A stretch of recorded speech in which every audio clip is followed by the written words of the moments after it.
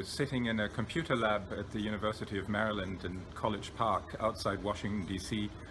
In the evening, and a number of American friends came in and shouted to us, they're taking the wall down, they're taking the wall down. And I remember that I thought to myself, these Americans must have gotten something wrong. Which wall were they talking about? Because it was really unthinkable. I was studying international relations in my 4th year, but that this Berlin Wall would come down was really just unimaginable.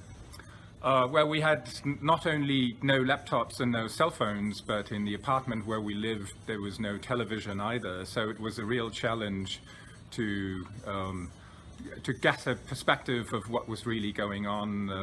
A phone call back to Berlin was, I think, $3 a minute at the time, so that was quite prohibitive. But we found out that it was really true, and in the weeks after, when sort of the newspapers came in, the images came in from Berlin, and we were walking around town meeting people, it was fascinating how Americans came up to us and said, oh, you're from Germany, congratulations, we won.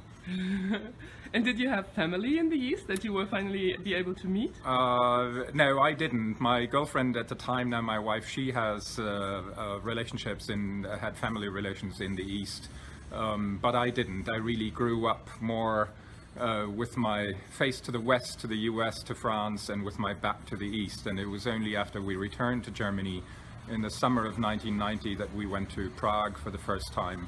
And I remember that I looked at the Racine in Prague and said, this has always been here, and I didn't even know about it. Wow. And what do you think is the biggest lesson we learned from the fall of the wall?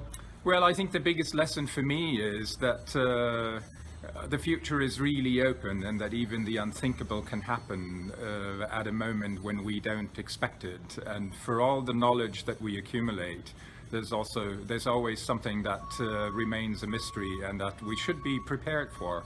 And we can work for it, but there's no guarantee that or when it will happen, but it can happen. And I think that is, in the end, quite an optimistic lesson.